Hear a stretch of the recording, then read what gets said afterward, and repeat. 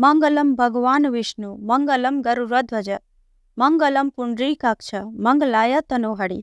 जय श्री हरि विष्णु। हरे कृष्णा। आप सभी का आपके अपने चैनल में हार्दिक अभिनंदन है।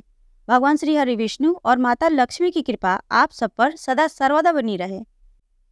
आइए आज आप सुनेंगे परिवर्तनी एकादशी व्रत की कथा। हिंदू पंचांग के अनुसार प्रत्येक माह के शुक्ल और कृष्ण पक्ष की एकादशी तिथि को व्रत, स्नान, दान, पूजा आदि के लिए यह दिन अत्यंत श्रेष्ठ और शुभ फलदायी माना जाता है। एकादशी का व्रत करने से भगवान श्री हरि विष्णु प्रसन्न होते हैं और उपासक पर उनकी कृपा बनी रहती है। प्रत्येक माह के दोनों पक्षों की एकादशी तिथि को भगवान श्री हरि विष्णु के निमित्त व्रत रखा जाता है। सभी एकादशी का अपना खास महत्व बताया गया है। भाद्रपद माह के शुक्ल पक्ष की एकादशी तिथि को परिवर्तनी एकादशी कहा जाता है।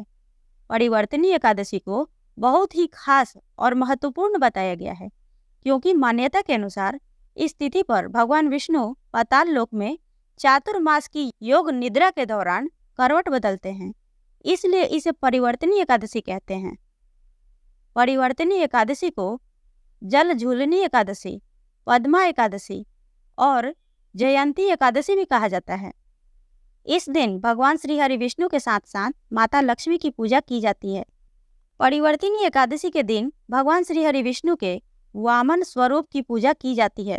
मान्यता है कि परिवर्तनी एकादशी के दिन भगवान श्री हरि विष्णु के वामन स्वरूप की विधि विधान पूर्वक पूजा करने से, व्रत रखने से व्यक्ति को सुख समृद्धि की प्राप्ति होती है।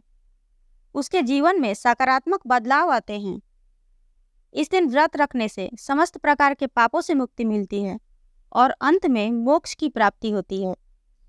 इस परिवर्तनी एकादशी की कथा का श्रवण मात्र से 1000 अश्वमेध यज्ञ करने जितना फल प्राप्त होता है। तो आइए जगत के पालनहार भगवान श्री हरि विष्णु और माता लक्ष्मी का मन में ध्यान करते हुए परिवर्तनी एकादशी व्रत कथा का श्रवण करते हैं। प्रेम से बोलिए लक्ष्मीपति की जय। परिवर्तनी एकादशी व्रत कथा। एक समय की बात है, धर्मराज युधिष्ठिर कहने लगे कि हे भगवान, भाद्रपद शुक्ल एकादशी का क्या नाम है, इसकी विधि तथा इसका महात्म्य कृपा करके कहिए। तब भगवान श्री कृष्ण कहने लगे कि इस पुण्य, स्वर्ग और मोक्ष को देने वाली तथा सब पापों का नाश करने वाली उत्तम वामन एकादशी का महात्म्य मैं तुमसे कहता हूँ, तुम ध्यान पूर्वक सुनो। यह पद्मा तथा परिवर्तनी एकादशी जयंती एकादशी भी कहलाती है। इसका यज्ञ करने से वाजपेयी यज्ञ का फल मिलता है। पापियों का पाप नाश करने के लिए इससे बढ़कर कोई उपाय नहीं। जो मनुष्य इस एकादशी के दिन मेरी वामन रूप की पूजा करता है, उससे तीनों लोक पूज्य हो जाते हैं। अतः मोक्ष की इच्छा करने वाले मनुष्य इस व्रत को अवश्य करें। जो कमल नयन भगवान का कमल से पूजन करते हैं, वे अवश्य भगवान के समीप जाते हैं। जिसने भाद्रपद शुक्ल एकादशी को व्रत और पूजन किया, उसने ब्रह्मा विष्णु सहित तीनों लोकों का पूजन किया। अतः हरिवासर अर्थात एकादशी का व्रत अवश्य करना चाहिए। इस दिन भगवान करवट लेते हैं, इसलिए इसको परिवर्तनी एकादशी कहते हैं। भगवान के वचन सुन युधिष्ठिर बोले कि हे भगवान, मुझे अति संदेह हो रहा है कि आप किस प्रकार सोते हैं और करवट लेते हैं तथा किस तरह राजा बलि को बांधा और वामन रूप लेकर क्या क्या लीलाएं की। चातुर्मास के व्रत की क्या विधि है तथा आपके शयन करने पर मनुष्य का क्या कर्तव्य है, सो आप मुझसे विस्तार पूर्वक कहिए। श्री कृष्ण कहने लगे कि हे राजन, अब आप सब पापों को नष्ट करने वाली कथा का श्रवण करें। त्रेता युग में बलि नामक एक दैत्य था। वह मेरा परम भक्त था। विविध प्रकार के वेद सूक्तों से मेरा पूजन किया करता था और नित्य ही ब्राह्मणों का पूजन तथा यज्ञ के आयोजन करता था। लेकिन इंद्र से द्वेष के कारण उसने इंद्रलोक तथा सभी देवताओं को जीत लिया। इस कारण सभी देवता एकत्र होकर सोच विचार कर भगवान के पास गए। बृहस्पति सहित इंद्रादिक देवता प्रभु के निकट जाकर और नतमस्तक होकर वेद मंत्रों द्वारा भगवान का पूजन और स्तुति करने लगे। अतः मैंने वामन रूप धारण करके 5वां अवतार लिया और फिर अत्यंत तेजस्वी रूप से राजा बलि को जीत लिया। इतनी वार्ता सुनकर राजा युधिष्ठिर बोले कि हे जनार्दन, आपने वामन रूप धारण करके उस महाबली दैत्य को किस प्रकार जीता? श्री कृष्ण कहने लगे, मैंने वामन रूपधारी ब्रह्मचारी बनकर बलि से 3 पग भूमि की याचना करते हुए कहा कि ये मुझको 3 लोकों के समान है और हे राजन, यह तुमको अवश्य ही देनी होगी। राजा बलि ने इसे तुच्छ याचना समझकर 3 पग भूमि का संकल्प मुझको दे दिया और मैंने अपने त्रिविक्रम रूप को बढ़ाकर यहाँ तक कि भूलोक में पद, भूअलोक में जंघा, स्वर्गलोक में कमर, महलोक में पेट, जनलोक में हृदय, यमलोक में कंठ की स्थापना कर सत्यलोक में मुख, उसके ऊपर मस्तक स्थापित किया। सूर्य, चंद्रमा आदि सब ग्रह गण, योग नक्षत्र, इंद्रादिक देवता और शेष आदि सब नागगणों ने विविध प्रकार के वेद सूक्तों से प्रार्थना की। तब मैंने राजा बलि का हाथ पकड़कर कहा कि हे राजन, एक पद से पृथ्वी, दूसरे से स्वर्गलोक पूर्ण हो गए। अब तीसरा पग कहाँ रखूं? तब बलि ने अपना सिर झुका लिया और मैंने अपना पैर उसके मस्तक पर रख दिया, जिससे मेरा वह भक्त पाताल को चला गया। फिर उसकी विनती और नम्रता को देखकर मैंने कहा कि हे बलि, मैं सदैव तुम्हारे निकट ही रहूंगा। विरोचन पुत्र बलि के कहने पर भाद्रपद शुक्ल एकादशी के दिन बलि के आश्रम पर मेरी मूर्ति स्थापित हुई। इसी प्रकार दूसरी क्षीर सागर में शेष नाग के पष्ट पर हुई। हे राजन, इस एकादशी को भगवान शयन करते हुए करवट लेते हैं, इसलिए तीनों लोकों के स्वामी भगवान विष्णु का उस दिन पूजन करना चाहिए। इस दिन तांबा, चांदी, चावल और दही का दान करना उचित है। रात्रि को जागरण अवश्य करना चाहिए।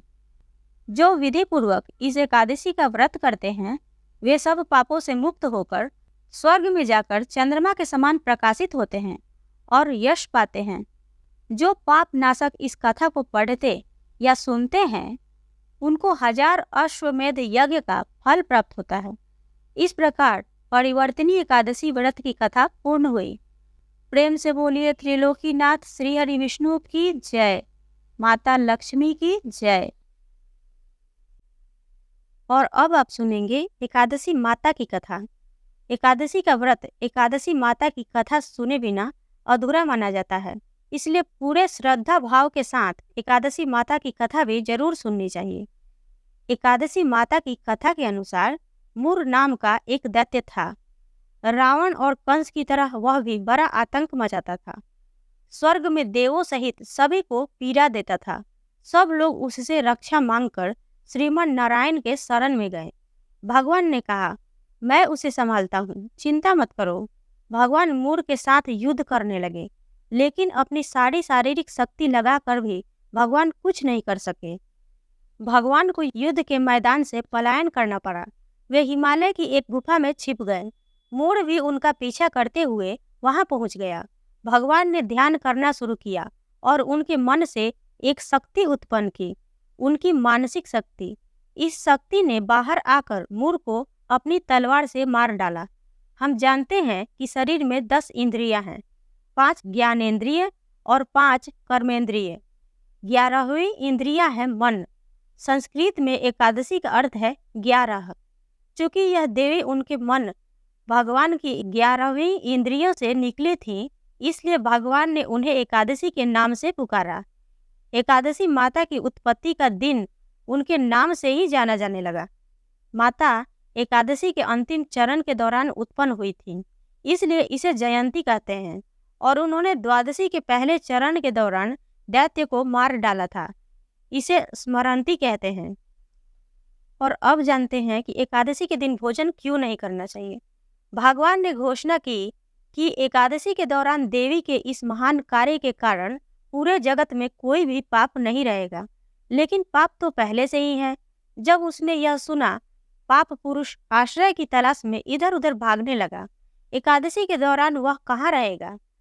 वह जहाँ भी गया सभी ने उसे आश्रय देने से इनकार कर दिया। अंत में अन्न यानी भोजन ने एकादशी के दौरान उसे आश्रय देने के लिए सहमत हुआ। तो एकादशी के दौरान सभी पाप भोजन में आश्रय लेते हैं। जो कोई एकादशी के दौरान भोजन करता है, ये पाप उस व्यक्ति में प्रवेश करेंगे और रोग, समस्या, हानि, परेशानी इत्यादि बन जाएंगे। एकादशी देवी को विष्णु कन्या भी कहा जाता है, क्योंकि वह भगवान की मानस पुत्री हैं। उनकी मूर्ति पूरी जगन्नाथ मंदिर और द्वारका धाम में है। भगवान के धर्म की रक्षा के लिए जितने भी अवतार हैं, वे सभी एकादशी के दिन ही हुए हैं, इसलिए यह इतना पवित्र दिन है। इस प्रकार एकादशी माता की कथा पूर्ण हुई। प्रेम से बोलिए एकादशी माता की जय, भगवान विष्णु की जय। और आइए अब सुनते हैं राजा धर्मकीर्ति की कथा। मालव मुनि का भद्रशील नाम का एक पुत्र था। भद्रशील ने छोटी उम्र से ही एकादशी व्रत का पालन करना शुरू कर दिया। मुनि ने उन्हें ऐसा करने के लिए कभी नहीं कहा था। एक बार मुनि ने भद्रशील से पूछा कि उन्हें इस व्रत को करने किसने कहा है। भद्रशील ने कहा कि मैं कई जन्मों से एकादशी का व्रत करता आ रहा हूँ। आमतौर पर किसी को भी पिछला जन्म याद नहीं रहता। जब तक आप माँ के गर्भ में होते हैं तब तक आपको अपने पिछले जन्मों की याद रहेगी, लेकिन जन्म से ठीक पहले यह स्मृति मिट जाती है। लेकिन भद्रशील को अपने पिछले जन्म की याद उस समय भी थी। यह एकादशी व्रत की शक्ति थी जिसका वे पालन करते थे। वे एक पूर्व जन्म में धर्मकीर्ति नामक राजा थे। धर्मकीर्ति बहुत क्रूर था, उसे कोई पसंद नहीं करता था। ऐसा कोई पाप नहीं था जो उसने नहीं किया हो। एक बार वह अपने सैनिकों के साथ शिकार पर गया। उसने एक हिरण को देखा और अपने सैनिकों को उस हिरण को चारों ओर से घेरने के लिए कहा। राजा ने कहा कि जो भी हिरण को भागने देगा उसका पूरा परिवार मार डाला जाएगा। हिरण ने यह सुना और सोचा, बेचारे सैनिक, मैं उनमें से किसी को कुछ भी होने नहीं दूंगा। हिरण राजा के पास से निकल भागा। राजा ने हिरण का पीछा किया। सूर्यास्त होते राजा एक घने जंगल के अंदर फंस गया। हिरण कहीं दिखाई नहीं दे रहा था। राजा ने एक पेड़ के नीचे रात बिताई। उसने दिन भर में कुछ भी नहीं खाया था। उसे चारों ओर खतरनाक जानवरों के गुर्राने की आवाज सुनाई दे रही थी। वह रात भर सो नहीं सका। राजा ने डर से श्री हरि परमात्मा से प्रार्थना करना शुरू कर दिया। फिर सुबह होते ही उसकी मृत्यु हो गई। यमदूत आए और उसे यमराज के पास ले गए। यमराज ने पूछा, तुम लोग इन्हें यहाँ क्यों लाए हो? इनका स्थान वैकुंठ में भगवान महाविष्णु के बगल में है। लेकिन राजन, यह तो महापापी है। नहीं, वह सब चला गया। ये अब पवित्र है। जिस दिन उनकी मृत्यु हुई वह एकादशी का दिन था। उन्होंने दिन भर उपवास किया और रात में जागते हुए श्री हरि का स्मरण किया। उनके सारे पाप दूर हो गए, वे पवित्र हो गए। यमराज ने स्वयं एक स्वर्ण रथ बुलाया और राजा को वैकुंठ भेज दिया। जब लोगों को इस बारे में पृथ्वी पर पता चला तो वे सभी एकादशी का पालन करने के लिए और अधिक उत्साहित हो गए। इस प्रकार एकादशी की कथा पूर्ण हुई। प्रेम से बोलिए भगवान श्री हरि विष्णु की जय, माता लक्ष्मी की जय, एकादशी माता की जय, सर्व देवी देवता की जय। तो आशा करती हूँ कि आप सबको यह वीडियो पसंद आई होगी। वीडियो पसंद आई हो तो वीडियो को लाइक करें, शेयर करें, चैनल को सब्सक्राइब करें और कमेंट बॉक्स में हरे कृष्णा अवश्य लिखें। मिलते हैं अगले वीडियो में, तब तक के लिए जय श्री राधे।